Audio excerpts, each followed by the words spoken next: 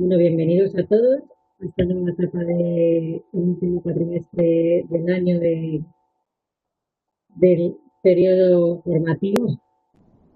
Bueno, soy Raquel García, responsable de la formación en abierto de Autoescuela, me presento. Bienvenidos todos también a esta masterclass y muy agradecida de conectaros estas horas para seguirnos en línea. Por comentaros, daré paso, se va a fracturar la tarde, pues primero daré paso a Paco Segreira, que no hace falta más presentación por todos es sobradamente conocido, y después pues tendremos la masterclass de Ángel sobre el sector financiero español en el marco del COVID, tan importante en el momento que estamos actual. Después de la masterclass sí que dejaremos un tiempo para que podáis hacer preguntas y que a Ángel y que pueda contestaroslas. Y luego, bueno, pues, a vuestra disposición si durante el evento surge otro tipo de necesidad. También ya por último, antes de dar paso a Paco, quería invitaros a que conozcáis la oferta formativa que hemos preparado para este último cuatrimestre, que gracias a las nuevas formas de formación digitales que ya teníamos implantadas en la escuela y que gracias a ellas hemos podido adaptarnos muy rápido a la situación, pues tenemos de máxima actualidad porque están todas adaptadas a esta nueva situación. Entonces, pues tenemos nuevos programas de desarrollo directivo certificaciones que os invito que consultáis nuestra web y le echéis un ojo. Yo a vuestra disposición para que las dudas que tengáis o lo que os pueda surgir de las formaciones que tenemos. No quiero entretenerme mucho. Esta tarde es la masterclass de Ángel, con lo cual yo doy paso a Paco, que es más interesante y siempre tiene algo bueno que decirnos a todos. Paco, cuando tú quieras. Hola, muchas gracias, Raquel, por tus palabras. Yo comienzo con mi tradicional querida amiga, querido amigo, mi más cordial saludo y mi agradecimiento por conectar con nosotros. Me cabe la gran satisfacción de presentar a Ángel, seguro que muchos de vosotros ya le conocéis, vicepresidente de AFI, catedrático de Economía Financiera de la Universidad Autónoma de Madrid. Ángel es muchas cosas, muchas más que yo intento resumir, porque a mi juicio es lo más importante. Ángel es un buen amigo de verdad, lo cual quiere decir que nos inspira plena confianza. Ángel nos va a hablar de la difícil situación actual y de su impacto en la banca y seguros. Muchísimas gracias, Ángel, por tu colaboración y a AFI por facilitarnos tu intervención en este webinar. Muchísimas gracias y un fuerte abrazo. Bien, muchas gracias, Paco, muchas gracias a ti. Tengo que decir que las palabras de Paco respecto a mí, respecto a AFI, siempre hay que matizarlas por el enorme cariño que nos tiene y que es mutuo. Estoy muy contento de estar esta tarde con todos vosotros. Desde luego, cuando Paco me pidió, a Paco no puedo decir que no nunca, y estamos en particular muy contentos de todo tipo de colaboraciones que hacemos con el GREF, con el Grupo de Responsables de Formación de Entidades Financieras, dada la importante labor que estáis realizando en mantener y en mejorar la formación permanentemente de los profesionales del sector financiero, de los profesionales de banca y seguros, en unos momentos tan convulsos, de un cambio tan drástico, tan radical, y que hace que la formación pase a ser yo diría que uno de los principales valores para sobrevivir en este contexto. Por tanto, gracias a vosotros, Paco, gracias a ti, gracias a Alef, y encantado de estar esta tarde con todos vosotros. Vamos a hablar, como no, de lo que es el tema que más preocupa a todo el mundo, que es cómo lo hace el sistema financiero en el marco de este maldito virus que nos ha tocado padecer. ¿Se ve bien la pantalla? Lo que acabo de poner, ¿se ve bien el compartir pantalla? Se ve bien, ¿no? Bien, yo me voy a apoyar, tengo aquí una serie de slides, me voy a apoyar en ellas, pero yo os diría que os sintáis absolutamente, como estamos en familia, porque yo me considero parte de la familia del grupo de responsables de formación, al final nosotros también somos formadores de entidades financieras, pues sentiros absolutamente abiertos para hablar de lo que os dé la gana, por supuesto que tenga que ver con todo esto, ¿no? Un poco las ideas básicas que querría compartir con todos vosotros esta tarde, bueno, pues parten de la idea de que ante una crisis sobrevenida de dimensiones nunca vistas, por un lado el sistema bancario, hablaremos de banca y de seguros fundamentalmente, y en medio algunas pinceladas también de fondos de inversión y de instituciones de inversión colectiva, pero fundamentalmente de banca y de seguros. El sistema bancario, sin haber terminado de digerir la crisis anterior, se sitúa en el epicentro de la nueva crisis, para mal y para bien. Ya os diré lo que quiero decir con esto de para mal y para bien, ¿no? Por el importante papel que tiene que jugar la banca en la crisis, ¿no? Hay una necesidad de medidas de alivio regulatorio y supervisor. Esas medidas han dado sus frutos en el corto, pero hay necesidad de luces largas, y no dejarse llevar únicamente por la visión de corto. Y eso es un poco con lo que concluiré en lo que es el ámbito del sector bancario. Y en el ámbito de seguros, que apenas sufrió la crisis anterior, y esta sí, sí le está afectando o le está afectando y le va a afectar en varios frentes, tanto en no vida, en la medida en que es una actividad muy vinculada con la actividad económica y esta está sufriendo, como en vida donde las volatilidades en los mercados, pues evidentemente tiene un impacto importante. De hecho, como cerraré la última traspa con una especie de encuesta o survey que ha hecho EIOPA, a la Autoridad de Seguros Europea, donde se pone en manifiesto que una de las principales preocupaciones es el impacto de los mercados sobre la rentabilidad, de los mercados y de los tipos sobre la rentabilidad de las carteras en las compañías aseguradas. Esas son las ideas que quería compartir con todos vosotros hoy. Y como digo, comenzando con la banca, el sistema bancario, que no había terminado de digerir la crisis anterior, la crisis anterior que fue brutal para el sistema bancario, y como consecuencia de la misma, las autoridades reguladoras y supervisoras internacionales comenzaron a exigir mucho más capital en toda la banca, mucho más, sencillamente mucho más. Pues en algunos casos aumentar el 50, el 60, el 70%. Y esto es lo que han hecho los sistemas bancarios de la mayoría de países. Ahí tenéis la solvencia que tenían en 2007 y la que tienen en 2019. Todos los sistemas bancarios, todos, sin excepción, han aumentado de forma significativa sus niveles de ratio tier 1. Ahí tenéis en el caso español, donde ha aumentado por el orden del 60 o 70% hasta alcanzar niveles en el entorno del 12 respecto de niveles pues en el entorno del 6 y pico que tenían en 2007, ¿no? Pero, y aquí es donde empiezo con el primer pero, habiendo sido objeto de una elevada capitalización, el mercado en sus valoraciones bursátiles estaba penalizando muy fuertemente a la banca, de tal manera que en términos de valores de mercado, la solvencia bancaria no era al final del 19 mejor que lo que era al final de la crisis anterior. ¿Por qué? Porque el mercado valoraba muy mal a la banca en términos del ratio price to book, el ratio de cotización sobre valores contables, pues está muy por debajo del que estaba en la crisis anterior. Claro, los más puristas dirán, ¿y qué más da? Al fin y al cabo, las exigencias de capital se refieren a capital regulatorio, capital contable. ¿Vale? En circunstancias normales sí, pero en caso de crisis y de necesidad de ampliar capital, hay que ir al mercado.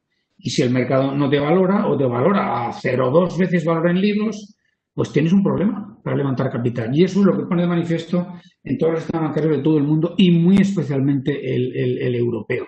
Y curiosamente dentro de Europa la banca española ha sido de la mejor valorada o de la menos mal valorada. Bueno, pues como digo, tras esta situación de partida en la que se habían hecho importantes esfuerzos, pero el mercado no nos lo reconocía. ¿Por qué? Por los problemas de baja rentabilidad, sencillamente por la incapacidad de generar una rentabilidad que se acerque siquiera al coste de capital. En ese contexto viene una crisis sobrevenida y no anticipada. Este es un gráfico tomado en enero de este año, en enero, el Global Risk Report, que cada año elabora un mapa de riesgos donde en el eje horizontal dice o estima la probabilidad de ocurrencia de esos riesgos y en el eje vertical el impacto en el caso de ocurrencia, nos encontramos con que el riesgo infectious disease, o sea, enfermedades infecciosas, le daba muy baja probabilidad de ocurrencia y en caso de ocurrir un impacto muy severo. Es ese que tenemos aquí arribita y a la izquierda, ¿no? El infectious disease. Esto era en enero. Bueno, pues escasamente unas pocas semanas después de producirse este cuadro, o de publicarse este cuadro, esa probabilidad a la que se le asignaba muy baja, esta probabilidad que se considera muy baja, se convierte en una realidad. Se convierte en una realidad absolutamente brutal y nunca vista. Una realidad que provoca una ruptura cíclica sin precedentes. Fijaos, este gráfico de la izquierda nos indica lo que el comportamiento cíclico tendencial daba de crecimiento para la economía mundial, para las economías emergentes y para las avanzadas. Las líneas tendenciales consistentes con lo que venía siendo la inercia hasta febrero o marzo son las de arriba, las discontinuas. Fijaos, los emergentes se les anticipaba un crecimiento, como veis, potente, del orden del 5-6% anual. A las avanzadas un crecimiento del orden del 2% anual y al mundo pues algo intermedio en torno al 4%. Viene la pandemia y como veis todas las líneas, todas se giran a la baja y se giran a la baja en una magnitud nunca antes vista. Fijaos cómo la línea roja, la de economías avanzadas, respecto a la línea tendencial que estimaba que íbamos a seguir creciendo del orden del 2% anual durante 20, 21 y 22, de repente se va casi 15 puntos porcentuales abajo, casi 15, nada menos, respecto de lo que es la línea de tendencia. Esto es una ruptura cíclica sin precedentes. Jamás se había visto algo de esta magnitud. De hecho, el Fondo Monetario Internacional hace unos primeros análisis ya allá por marzo-abril, y concluye que los escenarios a los que cabe enfrentarse exceden en una magnitud de 3 a 4 a 5 veces lo que los test de estrés habían estado anticipando hasta la fecha. Por tanto, todo lo que los test de estrés habían hecho en los últimos años no vale para nada. De hecho, el test de estrés que la EBA planteaba hacer a principio de este año y que lo canceló, luego me referiré a esto un poquito más adelante, lo canceló, pues como veis en el escenario base, lo que tenéis ahí, daba un crecimiento pequeñito, del orden del 1% para el área euro, 2% para Estados Unidos, 4 o 5% para Asia, 2,5% para América Latina y de repente nos vamos a que los escenarios COVID se van a caídas del PIB del orden del 12% en el área euro, 10% en Estados Unidos, etcétera, 10% en América Latina, etcétera. Es decir, unas caídas sin precedentes, pero es que además con un carácter muy abierto, quiero decir, muy inestable. De hecho, fijaos cómo el Fondo Monetario Internacional que hace sus primeras estimaciones en abril, escasamente 2 meses después, en junio, las revisa fuertemente a la baja, nada menos que 2 puntos porcentuales a la baja en 2 meses. Revisa, ¿qué quiere decir esto? Pues que los elementos que tenemos para anticipar la magnitud de la caída son muy débiles. De hecho, dejadme que os recuerde cómo hacía todo el mundo, incluido nosotros, AFI, que también hicimos nuestras estimaciones ya en abril. ¿Cómo hacíamos las estimaciones de lo que le podía pasar al PIB este año? Pues muy sencillo. Tomábamos lo que pesan aquellas actividades que fueron el 70 o el 80%, aquellas actividades que fueron objeto de confinamiento, de cierre.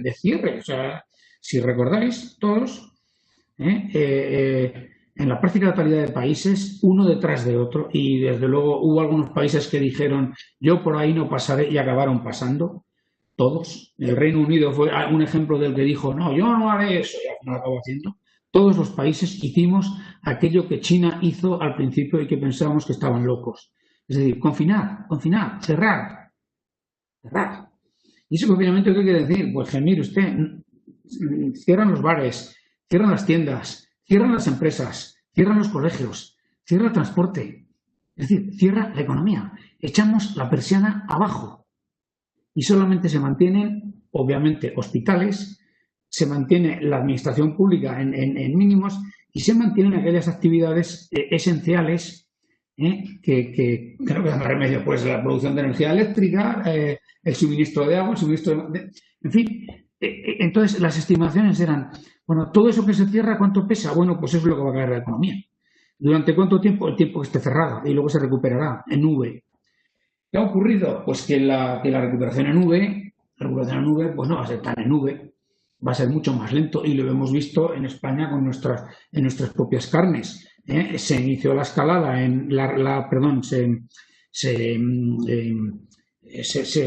se abrió el confinamiento, se levantaron las restricciones gradualmente desde finales de mayo y ya hemos visto como ya desde muy principios de julio empezaba de nuevo los rebrotes durante el mes de julio y agosto, de tal manera que al turismo, que es la principal actividad económica de este país, lo ha machacado íntegramente, de tal manera que el turismo en este año, por lo menos en lo que es el pico de la temporada turística, pues registra caídas del 70, 75, 80%. Eso no hay quien lo aguante, Esa es un poco la filosofía y la filosofía del punto de partida. Ante una magnitud tal del descalabro económico, pues se toman medidas a la desesperada y nunca mejor dicho. ¿Por qué digo eso? Pues porque hay que reconocer que en los primeros momentos esta magnitud pilla a los gobiernos de todo el mundo, de todo, desde luego al español, pero al francés, al estadounidense, al alemán, a todos. Inicialmente de una forma un tanto desordenada, cada cual trata de tomar el tipo de medidas que no sea más apropiada, y poco a poco, afortunadamente, se van tomando medidas un poco más coordinadas, ¿Qué tipo de medidas? Bueno, pues medidas de todo tipo. Obviamente, las primeras que se toman en todos los países son medidas para aliviar a los segmentos más vulnerables y más castigados por la pandemia. Pues es cuando se ponen en marcha los ERTEs para aliviar el impacto de la pérdida de actividad sobre las empresas, de tal manera que aquellos trabajadores que se quedan sin actividad el impacto lo absorbe el gobierno. Se toman medidas de moratorias hipotecarias y luego moratorias de consumo para colectivos más vulnerables. Se ponen en marcha programas de avales para, apoyar la situación financiera y de liquidez de las empresas. Esos avales se toman en un marco europeo para eludir o para no incurrir en la normativa de ayudas de Estado y por tanto no incurrieron en las restricciones que la normativa de ayuda de Estado podía tener.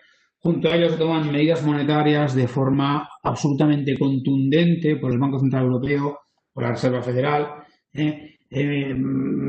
Aumentan de forma muy significativa los programas de compra de activos, crean un nuevo programa de compra de activos que es el que se denomina el Pandemic Emergency Fund, el fondo de emergencia de pandemia. Mejoran las condiciones de las subastas de liquidez.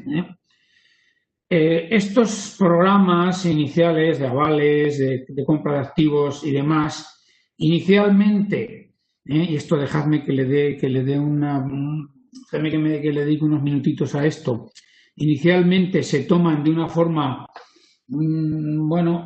tanto cada país lo que puede, para entendernos, cada país hace lo que puede, ¿no? España pone encima de la mesa un programa de avales de 100.000 millones, mientras que Alemania lo pone de 300.000.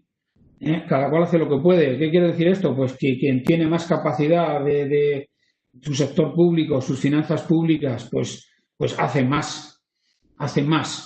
¿De acuerdo? Claro, esto empieza a generar una cierta sensación de que podemos salir de aquí con una Europa mucho más fragmentada que antes, porque los fuertes, los que entran con una posición financiera fuerte, pueden apoyar a su tejido productivo con mucha más contundencia que los países en peor situación financiera.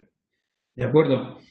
Y esto hace que en esos primeros momentos en los que, si me permitís la expresión, cada palo aguanta su vela, se traducen, por ejemplo, en muy importantes caídas en bolsa, mucho más intensas en España que en Alemania, caídas de la deuda pública con aumento de los diferenciales de forma espectacular. Y esto, por ejemplo, provoca una cosa que luego se ha corregido en una medida, que es, por ejemplo, algo, no sé cuántos de vosotros de los que estáis aquí sois del ámbito de la gestión de activos, pero provoca importantes salidas de fondos durante el mes de marzo y abril en la industria de fondos de inversión en toda Europa y muy especialmente en España. ¿Por qué? Pues porque como consecuencia de las caídas en bolsa y de las caídas en la renta fija, muchos partícipes incurren en pérdidas y se salen de los fondos de inversión. Y hay salidas realmente importantes y tanto ESMA como la CNMV se ven obligadas a hacer recomendaciones a las gestoras de activos de cuidado con esto, hagámoslo de una forma un poquito ordenada, hagamos preavisos, que la salida de unos fondistas no vaya en detrimento de dejar a los pies de los caballos a los que siguen, con ventas forzadas y muy digamos, a la desesperada en mercados ilíquidos, etcétera, etcétera, etcétera. Todos esos momentos iniciales de gran fragmentación en Europa, que fueron dramáticos, ahora se nos ha olvidado, pero fueron dramáticos, en gran medida se corrigen, y aquí ya enseguida terminaré con esto y me pasaré al ámbito más bancario asegurado. Tranquilos que no le voy a dedicar mucho más a esto. Se corrigen en gran medida cuando entre mayo y junio finalmente el Consejo de Europa, la cumbre de jefes de Estado y de Gobierno, aprueba algo que es histórico, y que yo diría que es tan importante como aquella famosa frase, todos los que estáis aquí la recordaréis, que tanto la hemos hablado de ella, en 2012, la famosa frase de Draghi del whatever it takes, de lo que haga falta. Pues tan importante como fue aquella frase ha sido ahora el acuerdo que finalmente se toma en el Consejo de Europa de abordar un plan de reconstrucción europeo. Un plan de reconstrucción europeo financiado desde la Comisión Europea. Esto es algo que nunca será suficientemente... Bueno, sí que lo sé. Precisamente lo que quiero convenceros es, si es que no lo estáis, de la enorme importancia que esto tiene. Por primera vez en la historia, la Comisión Europea, la Unión Europea, de forma mancomunada, acepta que se va a endeudar en 700 y pico mil millones de euros, y que ese endeudamiento va a servir para reconstruir, para reforzar los sistemas sanitarios, para apoyar los sistemas de desempleo, etcétera, etcétera. Pero lo más relevante es que por primera vez no hay una correspondencia biunívoca entre quien se endeude y quien gasta. Y va a haber un endeudamiento agregado mancomunado de la Comisión Europea, por tanto con el respaldo financiero común, y va a haber un uso de esos fondos, en parte vía subvenciones y en parte vía préstamos, pero en función de donde más haga falta para reconstruir, allí se dirigirá. Esto, repito, esto fue la auténtica tabla de salvación respecto de la fragmentación en Europa que se estaba produciendo en los meses de marzo y abril. Esto va a dar lugar, bueno, pues a los famosos programas de reconstrucción que los diferentes gobiernos, pues bueno, pues tienen que plantear en Europa. Pero esto fue la salvación, ¿vale? Cierro el paréntesis ya de lo que han sido medidas del gobierno, medidas económicas, medidas con un impacto, si queréis, en las cuentas públicas, parte en las cuentas públicas nacionales, parte en las cuentas públicas europeas, y pasamos al otro tipo de medidas que se tomaron y que son las que desde la perspectiva bancaria y aseguradora seguramente os interese concretar, que las abordemos un poco más. Hay una relajación de las exigencias de capital y de liquidez. Las autoridades reguladoras y supervisoras en Europa, EBA en el caso bancario, EIOPA en el caso de seguros, llevan a cabo importantes alivios temporales, sí, temporales porque se asume que esta crisis es temporal, que no va a durar de por vida, ¿no? Entonces, con una cierta transitoriedad o temporalidad, se llevan a cabo alivios en las exigencias de capital, se permite que los buffers de capital se utilicen de forma más intensa, se elimina el buffer, el colchón de capital contracíclico, se exime del cumplimiento temporal de alguno de los componentes del Pilar 2 en las exigencias de Basilea, etcétera, etcétera. Y junto a ello se llevan a cabo una flexibilización del tratamiento contable. En las siguientes caspas tengo un poco más de detalle, pero bueno, esta a través de Paco y de Gref os la distribuiré toda esta presentación, pero no quiero entrar en excesivo detalle. Lo importante es que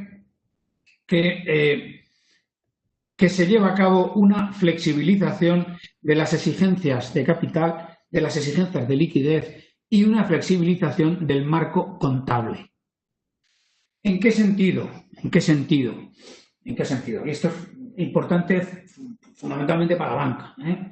Bueno, pues si hay empresas que se ven ahogadas de liquidez como consecuencia de ese cierre temporal, pero son empresas que a medio y largo plazo pueden tener viabilidad, que ese impago durante 3, 6 meses no provoque automáticamente su entrada en mora, su entrada en nudosidad y con ello la necesidad de provisionar y de computar mora.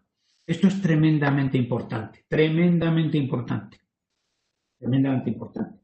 Como lo es también que en el ámbito de la IFRS 9, de la norma contable que sustituye la mora realizada por la mora esperada, que se tengan luces de largo alcance, que no se dejen llevar por esa situación de debilidad de la empresa en el corto plazo y que miren mucho más en el largo plazo. Esto es un poco lo que se pretende con este tipo de medidas que son tomadas a la limón o sucesivamente por EBA, por el BCE y por Banco de España. ¿De acuerdo? Junto a ello, obviamente, y esto es algo que nos ha gustado mucho en el sector bancario y en cierta medida también en el asegurador, junto a ello, o si queréis, o como una especie de quid pro quo, los reguladores supervisores le dicen, hombre, si yo te estoy dando, bancos, si yo os estoy dando una flexibilización de los requerimientos de capital, de los requerimientos de liquidez y una flexibilización de la norma contable, porque asumo que estáis pasando un momento transitorio en el cual recibís un golpazo enorme del del problema que tienen las empresas a las que les prestáis y las familias a las que les prestáis. A cambio, lo que te voy a pedir es que no seas excesivamente alegre a la hora de pagar dividendos y guardes, como diría aquel, en la buchaca, guardes en la mochila, pues mira, los beneficios del año pasado no los pagues como dividendo y guárdalos. Impuso, el 27 de marzo, impuso de forma obligatoria al BCE que los bancos no paguen dividendos hasta como mínimo octubre de 2020. Posteriormente, esta fecha, este plazo lo ha alargado y ya está pidiendo claramente que hasta la vuelta del año, hasta el año que viene, que no se paga ningún dividendo. Y no me extrañará que lo retrase incluso más. De todos modos, y si me permitís una pequeña maldad, casi ironía, me da igual para el año que viene porque intuyo que este año la mayoría del sector va a tener pérdidas o cerca de pérdidas. Por tanto, los dividendos que se puedan pagar el año que viene son muy poquitos. El golpazo es este año, donde sí que venimos de unos dividendos muy elevados el año pasado y esos son los que la autoridad supervisora, digamos, pues ha encarecidamente, y cuando un supervisor dice me gustaría que no pagues dividendos, pues lo que te está diciendo es que no los pagues. Una expectativa del supervisor es equivalente a una prohibición. Bueno, entonces, como digo, ante una crisis de esa naturaleza, el sistema bancario tiene un especial protagonismo que jugar, para bien y para mal. Para mal, ¿por qué? Pues porque hay esa anticipación de fuertes deterioros de activos y muy penalizada en los mercados de valores. De hecho, las acciones bancarias pues son las que más caen. El sector que más cae en bolsa en toda Europa y en España y en todo el mundo son las bancarias, con caídas del 50 y 60%, que luego algo se ha corregido, pero no todo. Por tanto, primero para mal, pero luego para bien. ¿Por qué? Porque el rol de la banca va a ser muy importante en la salida de esta crisis y va a canalizar esa concesión de avales al tejido productivo con un fuerte incremento del crédito tras muchos años de caída. Y es así como, fijaos, este gráfico os va a gustar, este gráfico de la izquierda. Fijaos lo que hacía el crédito hasta marzo del presente año, fijaos lo que hacía, pero vamos, en el área euro, en Japón, salvo en los emergentes, EMES, que es la línea verde de arriba, fijaos, en todos los demás estaba lánguido el crédito, con crecimiento cero o del 1% como mucho. Y de repente, fijaos lo que ha hecho el crédito, desde marzo del presente año. Se ha disparado. ¿Por qué? Pues obviamente porque la banca en toda Europa y en España más, la banca está en medio de la correa de transmisión de la financiación hacia el tejido productivo y tiene un papel que jugar extraordinariamente importante en la canalización de esos avales. De hecho, de los 100.000 millones que puso encima de la mesa el Estado a través del ICO para financiar al tejido productivo, escasamente me parece que fueron 4.500 o 5.000, se tradujeron a través del mercado de valores. El resto, 95.000, a través del sistema bancario. Claro, esto le da un chute, si me permitís la expresión, el populismo, le da un chute, le da una capacidad de crecimiento al crédito espectacular como es el que tenéis ahí y en todos los países. Entonces, esto rompe una inercia. Y ya se ve que el crédito, y muy especialmente el crédito a empresas, que venía mostrando un comportamiento lánguido, con crecimiento cero o incluso negativo en España. Muchos de los 3 o 4 últimos años, pues de repente este año va a pegar un tirón espectacular. Y en esos meses en los que ha estado vivo el primer tramo, ahora se abre el segundo tramo con 40.000, el tirón del crédito es importante y por primera vez en más de una década, en España vamos a ver que el saldo de crédito vivo en el sistema bancario crece, va a crecer en 2020. Pero, imagino que estáis esperando el pero, porque todo va a ser, este es el lado bueno. Claro, el lado malo, pues que obviamente esto va a traer digamos, un cierto deterioro de la calidad crediticia, porque hay un número elevado de empresas con probabilidad de impago. Quiero decir, esto va a traer aumento de la mora. Esto va a traer aumento de la mora, aumento de la morosidad. ¿Cuánto va a aumentar la mora? Bueno, dejadme que comente yo más que combine conjuntamente el cuánto y el cuándo, porque no se pueden separar. Yo creo que la mora va a aumentar. Creo que la mora puede aumentar entre 3 y 6 puntos porcentuales. El rango es muy alto, ¿eh? Obviamente, como no puede ser de otra manera. ¿Cuándo? Pues no en este año. Y ahí es a donde quiero ir a parar con esa última parte de la exposición en banca. Claro, con todas esas medidas que os he dicho, de alivio regulatorio, alivio contable, a las cuentas de resultados de la banca española y europea, de todo el mundo, a las cuentas de resultados de la banca y a los ratios de gestión de la banca, fundamentalmente a los ratios de mora de la banca, este año, si me permitís la expresión, las magnitudes van a estar dopadas. O si no os gusta la palabra dopada, ahora que está en marcha el Tour y la Vuelta, porque el doping tiene malas connotaciones, si no os gusta la palabra dopada, dejadme sedada, va a estar sedada la mora. Sedada porque se han dado una serie de medidas de alivio en las cuales, pues de alguna manera se está, bueno, no diré escondiendo, porque la palabra no es escondiendo. No diré manipulando, porque la palabra no es manipulando. Está expectante y de forma absolutamente recomendada por las autoridades reguladoras y supervisoras, está en un cierto limbo a la espera de que se tengan más datos, más finos, para poder calibrar cuánto del daño de estas empresas es transitorio y cuánto es estructural. Entonces, mientras tanto, pues se quiere evitar que la mora tenga que sea una montaña rusa, que las cuentas de resultados sean una montaña rusa, y en ese sentido, pues se ha pospuesto. Dicho lo cual, dejadme que os diga una cosa.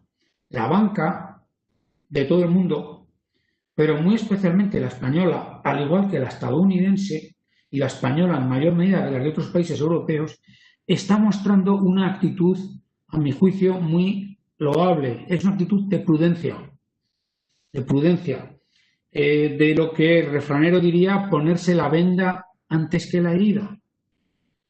Aunque el supervisor, aunque el regulador me ha permitido que yo posponga el reconocimiento de la mora, como yo sé que va a venir, o por si viene un golpe muy fuerte, yo me anticipo y multiplico las provisiones de este año por 2, por 3, por 4 y hasta por 5. Y es lo que están haciendo. En los 2 primeros trimestres que ya han concluido, las entidades bancarias europeas lo que están haciendo, aumentar fortísimamente sus niveles de provisión, para anticipar una mora que vendrá. ¿De acuerdo? De tal manera que hasta la fecha la mora contable, la mora regulatoria no ha aumentado tan, apenas ha aumentado muy poquito, y sin embargo las provisiones por deterioro de riesgo de crédito han aumentado espectacularmente. ¿Por qué? Porque las entidades están siendo cautelosas, están siendo anticipativas y están siendo prudentes. ¿De acuerdo? Esto a donde me lleva es claro, en este contexto, pues hay que actualizar los ejercicios de estrés, y es lo que ha empezado a hacer el BCE. Frente a los escenarios que pensaba hacer la EVA, que ya no valen, pues el BCE, al igual que la Reserva Federal, han empezado a hacer algunos ejercicios que no son propiamente dichos test de estrés, sino que son ejercicios de simulación. con una amplitud muy grande, diciendo en diferentes escenarios, un escenario en V, un escenario en U, un escenario en W, ¿qué le puede ocurrir al sistema bancario europeo? ¿Qué le puede ocurrir a cada banco en estos escenarios? Y teniendo en cuenta, bueno, pues esos porcentajes de empresas que pueden tener dificultades de solvencia, ¿qué le puede ocurrir? Y lo que le puede ocurrir lo tengo más o menos resumido en esta tablita, que como hay mucho número aquí, dejadme que os diga que lo que publicó el BCE a finales de julio, que repito, no es un test de estrés propiamente dicho, porque no da resultados individuales, porque no han participado las entidades de forma individual en este ejercicio, es un ejercicio de los que se denominan top-down, lo hace el BCE de arriba a abajo, y por tanto no le ha pedido los datos a cada entidad. Y lo que concluye es que en un escenario adverso, los ratios de capital, el CET1, descendería entre 5 y 7 puntos porcentuales. Entre 5 y 7 puntos porcentuales. Una caída muy importante, y quiere decir que en algunos bancos pues los puede situar por debajo de los niveles requeridos por el supervisor. ¿De acuerdo? Por eso, esto hace más importante que nunca el que las entidades pues se hagan ese tipo de ejercicios, se hagan esos ejercicios de autoevaluación del capital, se hagan esos ejercicios de test de estrés interno previamente al que va a venir el año que viene. El año que viene, la EBA y el BCE van a hacer una nueva versión de los test de estrés, mucho más duro que el que iban a hacer este año, obviamente, y con unas exigencias de datos mucho mayores. Y los bancos tienen que estar al paro porque, como veis, lo que se pone de manifiesto es una gran heterogeneidad, un rango muy abierto, y esa es la razón por la cual ni las propias autoridades tienen los suficientes elementos como para saber cuál de esos escenarios va a ser el que finalmente ocurra, entre otras cosas porque no es un tema ya solo económico y financiero. Ayer conocimos cómo la vacuna que estaban desarrollando AstraZeneca y Oxford, pues de un fallo, vamos, produjo algunos efectos no esperados y se alarga en el tiempo la aparición. ¿Qué quiere decir esto? Pues que el ciclo económico ahora mismo no depende solo de economía, no depende ni del BCE, ni de la Comisión Europea, ni de Nadia Calviño, ni depende de un maldito bicho y del desarrollo de unas vacunas cuyos tempos están absolutamente abiertos. Claro, en ese contexto, pues es lógico que los ejercicios de anticipación de la salud de los bancos sean muy abiertos. Y cobran una importancia tremenda. Por eso yo creo que en estos momentos la principal, y en fin, no me queda más remedio que hacer una pequeña cuña publicitaria también en esto. Desde AFI estamos ayudando a muchas entidades a hacer este tipo de ejercicios de autoevaluación porque les puede ir la vida. Aquellas entidades a las que ese ejercicio de simulación las coloque más abajo, pues tienen que hacer un ejercicio, como digo, de medirse y de poner encima de la mesa medidas y de transmitir al supervisor que están tomando medidas para prevenir o anticipar qué hacer en caso de que ese escenario más severo, en forma de W, llamadlo como queráis, finalmente acabe ocurriendo. Y esto es un poco como está la banca española. Unas últimas pinceladas para seguros, al sector de seguros. Más cortas las pinceladas, no porque no sea importante, sino porque afortunadamente para el sector seguros toda la parte previa de los males pasados no existe. El sector seguros afortunadamente no tuvo crisis anterior, no la tuvo. La crisis anterior para el sector de seguros no existió para nada. Si me permitís un pequeño chiste, una pequeña paradoja que suele decirse es, a mí una vez, la primera vez que alguien del sector de seguros me dijo esto, pues me dice, claro, la diferencia entre un banco y una aseguradora es que el banco presta dinero y luego tiene que cobrar. La aseguradora primero recibe y luego y luego hará hará frente a los siniestros, etcétera, etcétera. Por tanto, ese orden en los flujos es clave. Entonces, los problemas que tuvo la banca en la crisis anterior, los seguros no lo tuvo. Pero esta crisis sí que le afecta a la banca, a los seguros, le está afectando. De hecho, fijaos, la prueba de que la crisis anterior no le afectó lo tenéis aquí, fijaos. El coeficiente de solvencia en la mediana por países de los países europeos, el coeficiente de solvencia de todas las aseguradoras es elevadísimo. Sobre los ratios mínimos exigibles, pues en la media europea está en el 200%. Pero es que en España estamos en el 230 o 240%. Por tanto, con unos niveles de solvencia altísimos. Gracias a que, como digo, la crisis anterior no nos afectó. Pero esta sí que va a afectar. ¿Por qué canales? ¿Por qué canales puede afectar? Bueno, en primer lugar, por la propia siniestralidad, que va a ser muy dispar por ramos e incluso con efectos contrapuestos en algún caso. Hay ramos en los que el impacto es adverso y en otros en los que incluso puede ser positivo. Habrá reducción de ingresos por primas en el no vida como consecuencia de la caída de actividad económica. En este sentido, dejadme que os ponga un gráfico que es este, ¿no? Esta es la correlación entre las primas de no vida y el PIB nominal. Como veis, la correlación es altísima. Lógico, por otra parte. Bueno, pues autos, pues los autos, las primas de autos van muy correlacionados con la actividad económica, ¿no? Por decir una, pero muchos más seguros de no vida, seguros generales, van muy correlacionados y, por tanto, esa caída de la actividad, pues obviamente le va a impactar. En el caso de no vida, bueno, reducción de ingresos en vida como consecuencia de la prolongación en el tiempo de los tipos de interés ultra bajos. En el caso de vida, esa correlación con el ciclo no es tan intensa, pero este es el gráfico con el que casi termino. Este es el gráfico que es la distribución de probabilidades de lo que va a hacer el tipo de interés a futuro. Este es lo que se denomina el forward swap entre 5 y 10 años, lo que se espera para el tipo a 5 años dentro de 5 años. Fijaos, la curva azulita es lo que tenía lugar al cierre del 18, la curva intermedia, la granate, es la que tenía lugar al cierre del 19 y la curva verde es la que tiene lugar ahora, a mediados de este año.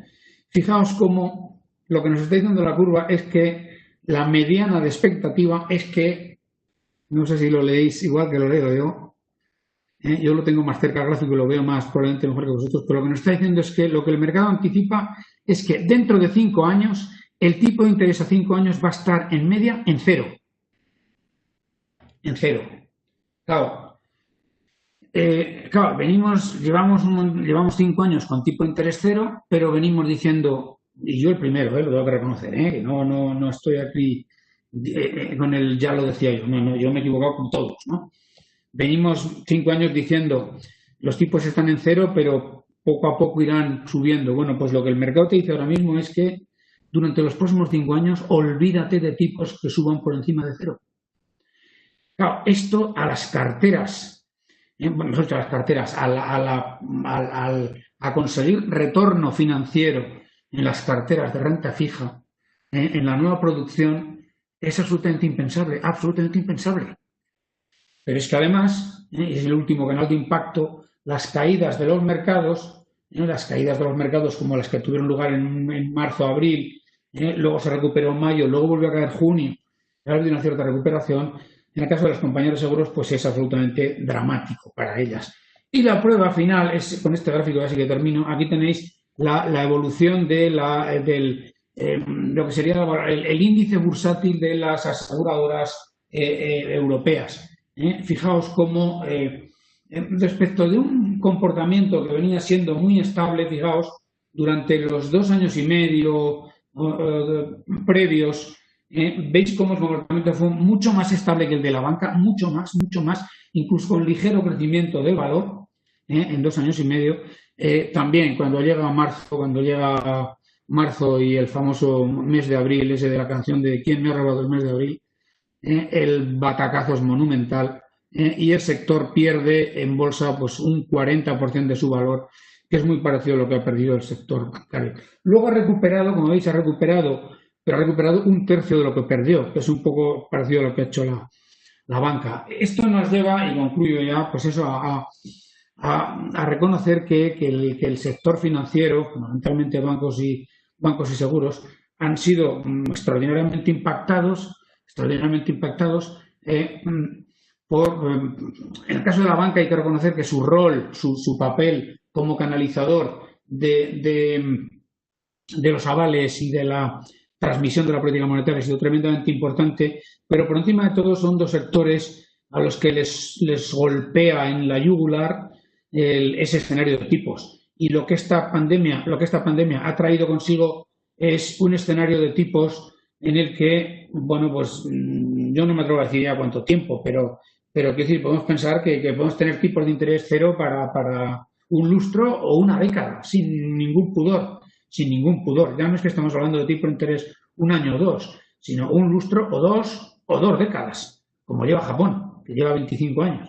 Y eso para la valoración del sector bancario y asegurador pues es dramático en la medida en que es muy difícil conseguir márgenes de intermediación en el caso bancario, márgenes, vamos a llamar técnicos, en el caso de la industria aseguradora. De ahí un poco, bueno, pues, y con esto termino ya con algo de actualidad, de ahí, bueno, pues esa presión, bien desde los supervisores o bien desde las propias entidades, para llevar a cabo movimientos corporativos o no corporativos, que de los dos puede haber, que mejoren la eficiencia por la vía de una, digamos, transformación del modelo de negocio con mayor digitalización, con mayor automatización y, en suma, con menor carga de lo que es esa presencia física de oficinas, de canales físicos, etcétera, etcétera. Y estos son básicamente las reflexiones que quería compartir con todos vosotros esta tarde. Muchas gracias por vuestra paciencia. Muchas gracias, Ángel, de nuevo por la ponencia. Ay, perdón, que se había cortado el micro, no sé si me habéis escuchado. Bueno, muchas gracias, Ángel. No sé si tenéis preguntas al respecto, aunque ha quedado todo muy claro, lo explica muy bien, muy clarito, pero bueno, si os surgen dudas para que os pueda responder en línea, pasamos ya un poco a la ronda. No sé si alguien tiene alguna. Me puede escribir en el chat o puede... Ángel, soy Paco Segreyes. Ángel. Sí. Oye, yo no puedo desaprovechar la oportunidad de hacerte una pregunta a Ángel, que para mí es muy importante. Ángel, ¿cómo ves no ya la fusión de Caixa Bankia, sino muy bien el panorama de las fusiones en el sector? Un poquito, que nos cuentes un poco tu impresión. Gracias, Ángel. Muy bien, pues como he dicho al final, esta fusión hay que contextualizarla en ese escenario que se abre de tipos cero durante muchísimo tiempo y, por tanto, dificultad enorme para conseguir márgenes. El volumen ha crecido este año gracias a esos avales, pero, bueno, eso no va a estar ahí de por vida y, sin embargo, los tipos de interés sí que van a estar ahí de por vida. No sé si de por vida, pero durante muchos años. Y en ese contexto, pues es lógico que las entidades busquen sinergias. Desde las autoridades europeas se viene desde hace mucho tiempo pidiendo que haya fusiones transfronterizas. Yo no las veo. Piden fusiones transfronterizas como una forma de culminar la integración bancaria en Europa. Yo no las veo. ¿Por qué no las veo? Porque no veo sinergias en este contexto de tipos bajos en el que, digamos, hay que hacer ajustes de capacidad, cierres de oficinas, digamos, optimización de modelos de negocio. Pues eso se consigue cuando hay redundancias, cuando hay solapamientos y se consigue mucho más en operaciones domésticas que en transfronterizas. ¿De acuerdo? Y eso es lo que responde esta integración de CaixaBank y Bankia. Yo creo que es una operación interesante, una operación que va a generar valor clarísimamente, pero que va a suponer un importante coste o esfuerzo, si queréis, en términos de cierres, de ajustes, pero que habría que hacer de todas. Y antes de que me hagáis la siguiente pregunta, ¿va a haber más fusiones? Pues mira, no lo sé. Porque una cosa es cierta, es que también se pueden hacer ajustes de capacidad sin fusiones, también. Y bueno, pues ahí tenemos entidades que vienen haciendo ajustes de capacidad durante los últimos años, cierres de oficinas, sin llevar a cabo fusiones. Es cierto que una fusión, si me permitís la expresión, pues te da una cierta coartada ante los stakeholders, ante los sindicatos, por supuesto, con los trabajadores, con la administración, con los ayuntamientos de las poblaciones en las que cierras oficinas. Te da una cierta coartada o excusa para decir, no, es que estoy inmerso en un proceso en el que esto lo tengo que hacer, me guste o no me guste. Pero también se podrían hacer a nivel de una entidad. Bueno, entonces, esta operación en conjunto, pues si va adelante, que yo creo que sí que va, bueno, pues cumple muchos de esos elementos. Por otro lado, son dos entidades muy potentes, las dos, son dos entidades muy saneadas, no es un tema de salvamento de una entidad, para nada, no es como la integración del Popu en Santander. Bankia, de hecho, Bankia es de la entidad una de las entidades con mayor solvencia del sistema bancario español, por tanto, que nadie piense que esto es un tema de rescatar a banca, que no, para nada. De hecho, en la integración, Bankia hará que la resultante salga con más solvencia de la que tenía previamente CaixaBank. Por tanto, no, es una operación, digamos, es cierto que es más grande que CaixaBank que Bankia, es una operación en la que se van a generar importantes sinergias. La situación de solvencia yo creo que es muy buena, la resultante. ¿Se genera algo más de concentración a nivel sectorial? Sí, pero yo no creo que sea un salto como para preocupar a las autoridades de competencia. Y en todo caso, si así fuese, si en algunas áreas geográficas tipo Murcia, Valencia, Comunidad Valenciana, la Comunidad de Madrid, Cataluña, se produjesen saltos, pues no te preocupes que las propias entidades fusionadas son las más interesadas en llevar a cabo cierres de oficinas de tal manera que retornarían la cuota a niveles más acordes con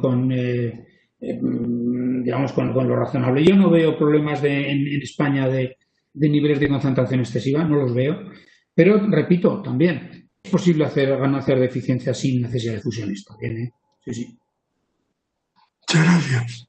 Ángel, ya siguiendo con las fusiones un poco, contestando a Ricardo, que nos pregunta fusiones hacia dónde van las próximas, es imprescindible para venir por parte de las entidades medianas. Pues ya que estamos hablando, ahora damos paso también a Emilio, que ha hecho una pregunta anterior, pero bueno, por dar un poco de continuidad a las fusiones. ¿Y podemos dar la respuesta a Ricardo si no le ha quedado con la que ya has hecho?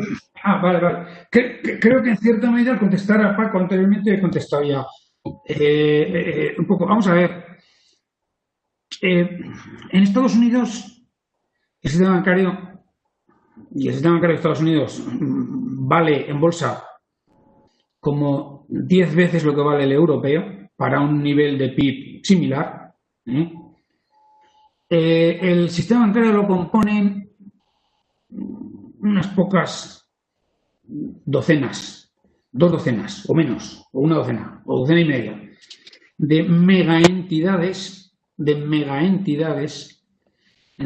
pues como 3 o 4 o 5 veces la que se va a crear con CaixaBankia, y algo así como 3.000 entidades muy chiquititas de ámbito estatal, a nivel de condado, que sería el equivalente a comarca nuestro, o incluso local. Y ese modelo lleva existiendo la tira de años. Y yo creo que no es incompatible la creación de grandes monstruos capaces de competir en un entorno global con el mantenimiento. De hecho, Paco, cuando he dicho antes que yo creo que una operación de este calibre, pero fíjate lo que voy a decir más, voy a decir una butad, voy a decir una butad, aunque se fusionasen Santander y BBVA, yo creo que seguiría habiendo niveles de competencia en el sistema bancario español muy importantes. ¿Por qué? Porque hay que medir la competencia no en términos de cuotas agregadas a nivel nacional, sino en términos de cuotas por submercados. Y en los submercados ahí están las entidades de nicho, entidades pequeñas y medianas que cubren ciertas zonas geográficas con una cuota muy importante. Hay algunas entidades de esas que Ricardo llama medianas, o algunas con cuotas de mercado del 30% en su área de influencia. ¿Hay alguna caja rural con un 15% de cuota de mercado en su área de influencia? Por tanto, cuidado con esto porque a veces se nos llena la boca y yo creo que son perfectamente compatibles ambos modelos. Yo no, repito, no me atrevo a decir que no va a haber fusiones, probablemente sí que las habrá, probablemente sí, pero lo que quiero decir es que es posible también ser competitivo sin mantener un tamaño reducido y haciendo las cosas muy bien en tu núcleo de influencia geográfico o de nicho, porque algunas de las cooperativas de crédito no son geográficos, sino de nicho, ¿no? Por razones profesionales, etcétera, etcétera. Por lo tanto, yo creo que es compatible ambos, ¿eh? Emilio nos preguntaba, y con las acciones financieras y sociales desarrolladas por las entidades financieras y aseguradoras, ¿mejorará la imagen de las entidades financieras en la sociedad?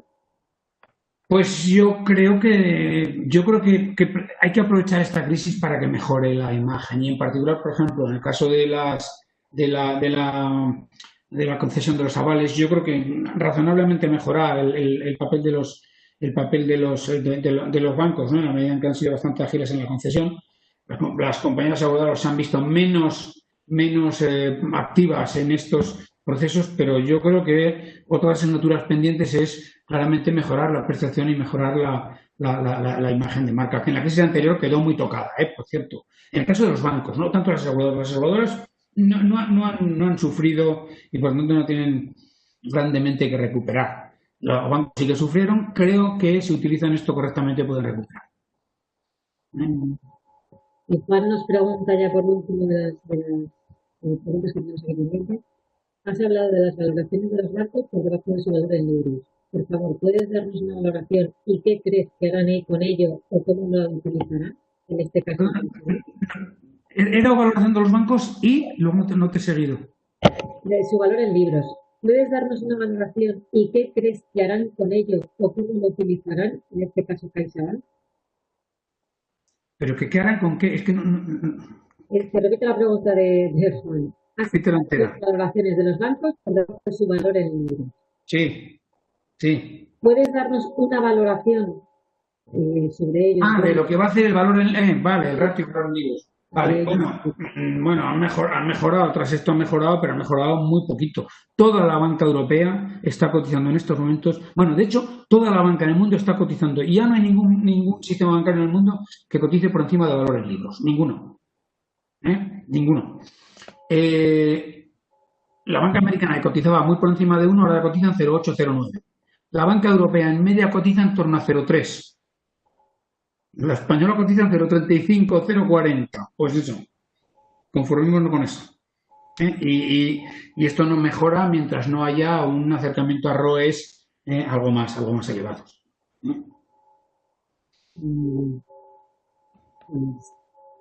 momento no tenemos ninguna pregunta más. No sé si alguien quiere lanzarnos alguna pregunta. Si no, pues lo voy a hacer igualmente por correo en estos días y lo contestaremos igualmente.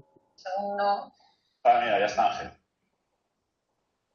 Bueno, pues si os parece, damos por concluido la masterclass. Muchas gracias por la presentación. Múltiples A los asistentes, deciros que les haremos llegar la presentación y sí, invitarles a que nos contacten si necesitan cualquier aclaración adicional. Y bueno, pues un placer. Y muchas gracias a Paco, como siempre, por colaborar y ser tan atento con los estudios, por supuesto. Muy bien. Pues nada, muy buenas tardes a todos.